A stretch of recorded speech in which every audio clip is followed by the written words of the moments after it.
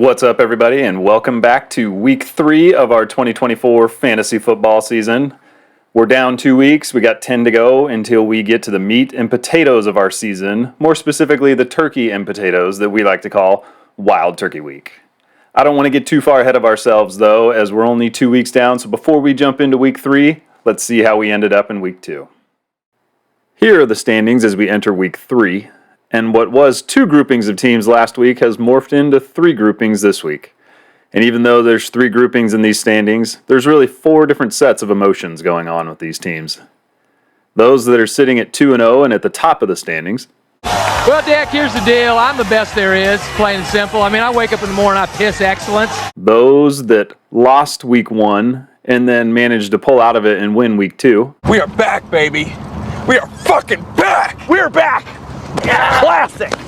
Those that started out 1-0 and fell flat on their face in week 2. We can't have anyone freak out there, okay? We've got to keep our composure. We've come too far. There's too much to lose. We've got to just keep our composure. And those that are sitting at the very bottom at 0-2 and questioning their entire season. We're all fucked. And we're fucked in the way you like to get fucked, not fucked in the way that normal people like to get fucked. Now, on to the highs and lows of week 2. Let's start with the lows. Those are the fun ones.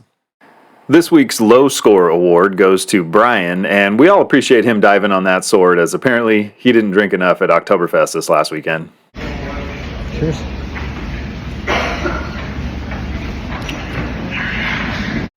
Our week 2 high score award and the recipient of $10 goes to Kevin Butler this week, and he put up so many points he had people wondering if he broke the all-time scoring record. The bad news is it didn't crack the top 10. The good news for Kevin, he still controls the top spot, and between he and his brother, they control 7 out of the top 10 spots all time. That extension of the Butler gene pool is really firing on all cylinders when it comes to putting up points, so much that they probably just stand around and look at each other and say this. Pay that man his money. While the rest of us are doing this. You guys are getting paid? And last but not least, we certainly don't want to forget about our newly christened Bench Boner Award. Week 2's recipient is Mitch Buchheit, as he pulled off the unthinkable. He didn't leave just the highest amount of points on the bench, he left the second highest amount on the bench as well, pulling off a coveted double boner. Dude, I've jacked it twice since I've been here. Now that we've wrapped up week 2, let's take a look ahead at week 3 and see if any of us have anything to look forward to tonight. We'll start out our week 3 matchups with Daniel versus Cody. Nobody in the league this week is going to set a scoring record, but Cody's just hoping he hits half of what the scoring record is. It would take a miracle here, and I mean saved up all your prayers since you were in 4th grade type of miracle for Cody to pull off any type of upset here. Daniel's going to notch a win here and get the first 3-game winning streak ever in this series, and he will take the lead overall 7-6. He's also going to notch his first win of the season and knock Cody from the rank of unbeaten.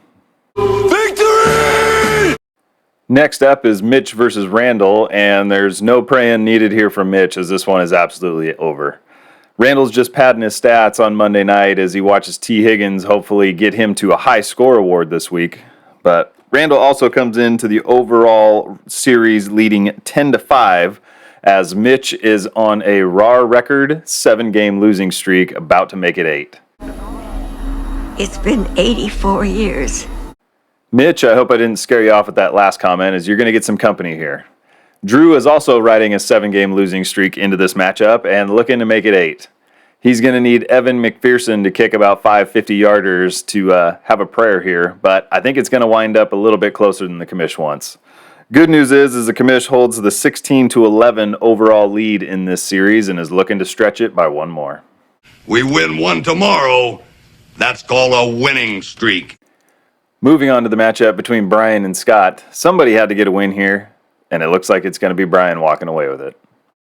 Neither owner is on a winning streak in this matchup, and Scott leads the overall series 12-8 coming into this. Brian's going to inch a little bit closer, and he even tried to pull out the special weapon. He went to the waiver wire this week and spent $22 on the guy from KC that looks like JC, and he didn't really help him out too much. Regardless, he's going to send Scott to his first 0-3 start since he joined the league. Oh no! We suck again! That leaves us with our last game, this week's game of the week, Noah versus Kevin. This game is the only one that's undecided, and both teams have a quarterback and skill position still to go on Monday night. Separated by only 6.5 points, the winner here will remain the only unbeaten going into week 4. Kevin holds the overall series 5-2 here, and a win here would make it 3 in a row. That's how I roll. Well, that does it for our head-to-head matchups. The only other thing to keep an eye on outside of the Battle of the Unbeatens is whether it's Drew, Cody, or myself that takes this week's shot. Best of luck to everybody out there, and look forward to seeing everybody on Wednesday on the waiver wire to overpay for Juwan Jennings. Until next week.